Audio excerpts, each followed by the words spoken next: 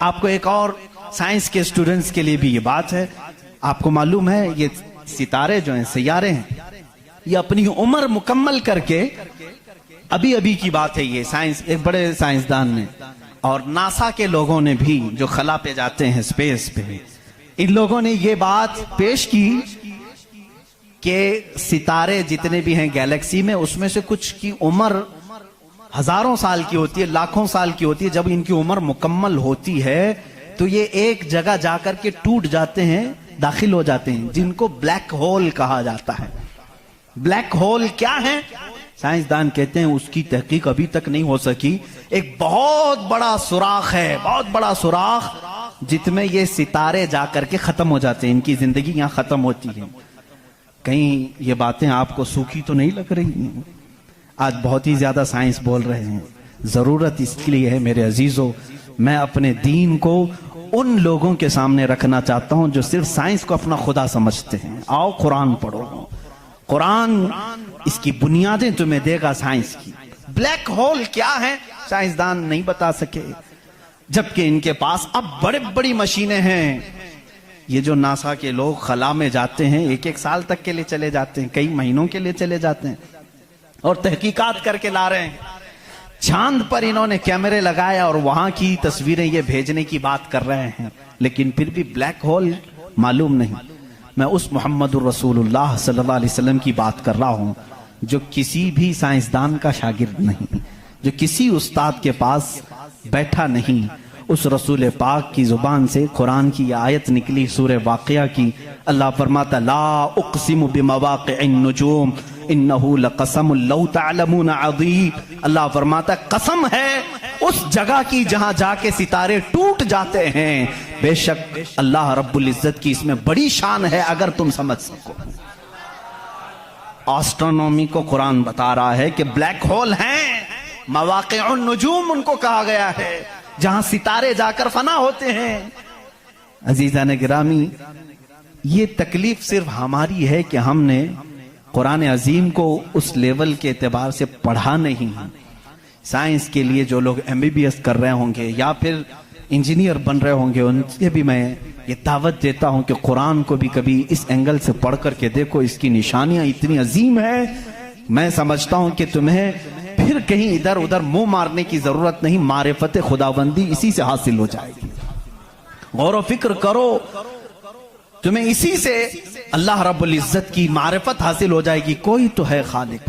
امام اعظم ابو حنیفہ رحمۃ اللہ تعالی علیہ کے پاس ایک دہریہ، اس زمانے کے بھی جو ایتھسٹ ہوتے ہیں، ایتھسٹ سمجھتے ہیں، ایک نیا یہ چلا ہوا، نیا نہیں ہے پرانے ہی ہے، نام نیا لگتا ہے، ملحد ہیں یہ، ایتھیزم۔ بہت سارے لوگ وہ اپنے دین، اپنا ریلیجین کے جگہ پر یہ لکھتے ہیں، آپ دیکھ لینا ان کو، ایتھیزم۔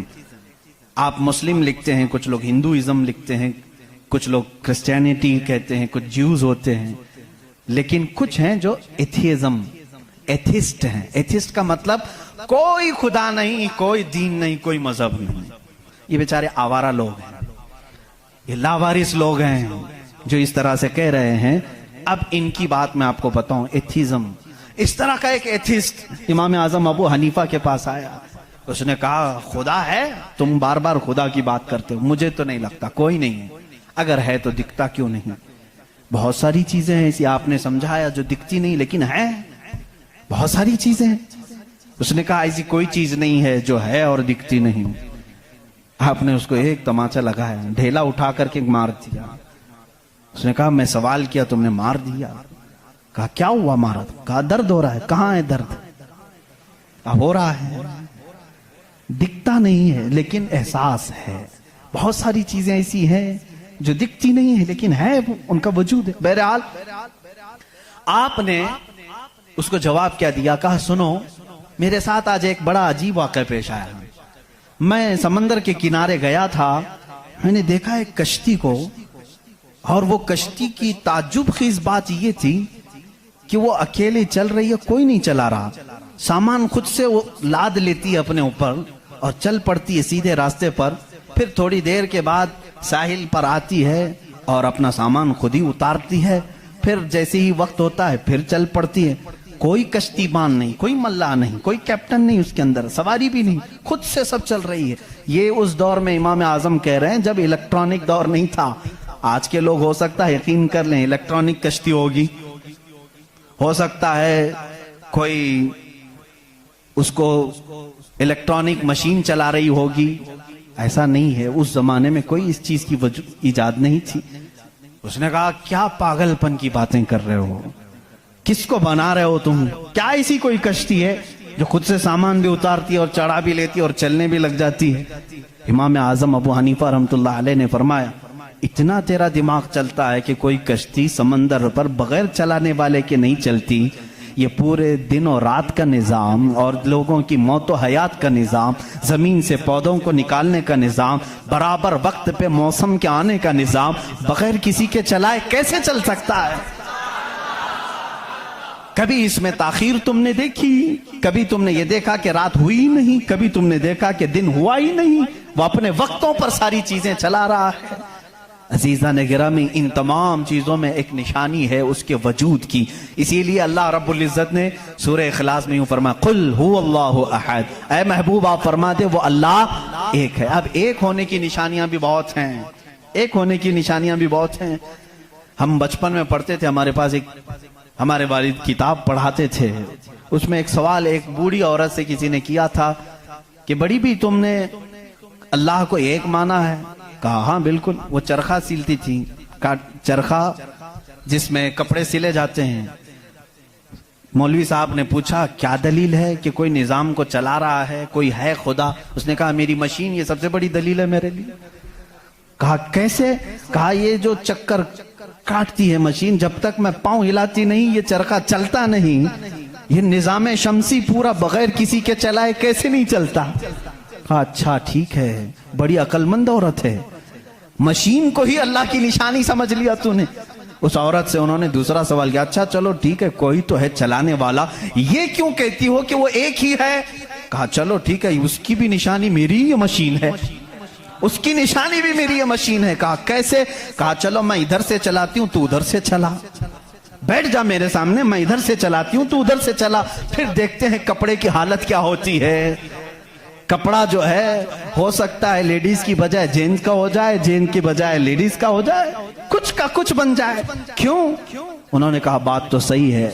اس بوڑھی عورت نے کہا میں نے اپنے چرخے سے ہی یہ دین سیکھا کہ اگر کائنات میں ایک کے بجائے دوسرا ہوتا تو جھگڑے ہو جاتے۔ ایک خدا کہتا میں بارش برساؤں گا، دوسرا کہتا نہیں میں دھوپ ڈالوں گا، تیسرا کہتا نہیں میں ٹھنڈی لاؤں گا۔ ان کے جھگڑوں میں پھر کائنات کا نظام درہم برہم ہو جاتا، لیکن نظام برابر برابر چل رہا ہے۔ اس بات کی دلالت ہے کہ چلانے والے دو نہیں ایک ہی ہیں، تو نہیں ہے ایک ہی ہے۔ اگر دو ہوتے اسی کو اللہ نے قرآن میں فرمایا لو کان فیہما آلہۃ الا اللہ لفسدتا، اگر زمین و آسمان میں دو خدا ہوتے اللہ کے علاوہ، رب فرما رہا ہے ضرور اس میں فساد ہو جاتا، ضرور فساد ہو جاتا۔ اس لیے کہ ایک جو عقل سے ہمارے درمیان ہم نے دیکھا ہے جو چلا سکتا ہے وہ دو لوگ نہیں چلاتے ہیں، دو لوگوں کی ذہنیت الگ ہو جاتی۔ اب اس کو فلسفے میں آئیں گے جس کو فلسفی کہتے ہیں، یہ بھی ایک علم ہے۔ فلسفی لوگوں کے دماغ کے اعتبار سے بھی ہم نے اس کو ثابت کیا۔ اگر دو ہیں، پہلی بات آپ کے دماغ میں یہ ہونا چاہیے کہ خدا وہ ہے جو کسی کا محتاج نہیں۔ اتنی بات تسلیم کرتے ہو؟ جو کسی کا محتاج نہیں۔ جب یہ فارمولہ تمہارے دماغ میں ہے تو آپ دو کو لے کر کے آؤ، دو کو لاؤ گے تو دونوں کا دماغ ایک ساتھ نہیں چلے گا، یا تو پھر مشورے سے چلیں گے۔ مشورہ کرے گا تو ایک دوسرے کا محتاج ہوگا، اور جو محتاج ہوگا وہ خدا نہیں ہوگا۔ مثال کے طور پر دونوں بیٹھے ہیں، چلو آج میٹنگ کرتے ہیں کل بارش کریں گے، تو ظاہر سی بات ہے ایک نے دوسرے کو پوچھا تو پہلا والا دوسرے کا محتاج ہوا کہ نہیں؟ اب خدا کے بارے میں ہمارا تصور یہ ہے وہ اپنے کاموں میں کسی کی شراکت نہیں چاہتا، کوئی شریک نہیں ہے اس کا۔ اب اگر شریک ہو گیا تو اس کی فضیلت کہاں ہے؟ ایک ہونے میں جو فضیلت ہے وہ دو میں ہے نہیں، ایک ہونے میں جو فضیلت ہے وہ دو میں ہے نہیں۔ اسی لیے ہم لاکھوں کروڑوں کے سامنے سر جھکانے والوں سے کہتے ہیں مان لو ایک ہی کو، ایک ہی کو تسلیم کرو، اس لیے کہ جتنے ادیان ہیں دنیا میں تقریباً سب کے ہاں ایک تصور ہے خدا کا تصور. ایتھیزم کو چھوڑ کر کے میں باقی سب کی بات کروں، ہندوؤں کے نظریات میں بھی خدا کا تصور ہے، کوئی تو ہے، ایک بھگوان کے کچھ بھی نام لیں. عیسائیوں کے مذہب میں یہی ہمارے رب ذوالجلال کا تصور ہے، خدا کا وہ بھی یقین کرتے ہیں. یہودی بھی خدا کو مانتے ہیں، سکھوں کے ہاں بھی ہے. تقریباً دنیا میں جو بھی ریلیجیس ہے، کسی مذہب کو مانتا ہے، ان سب مذہبوں میں خدا کا تصور ہے.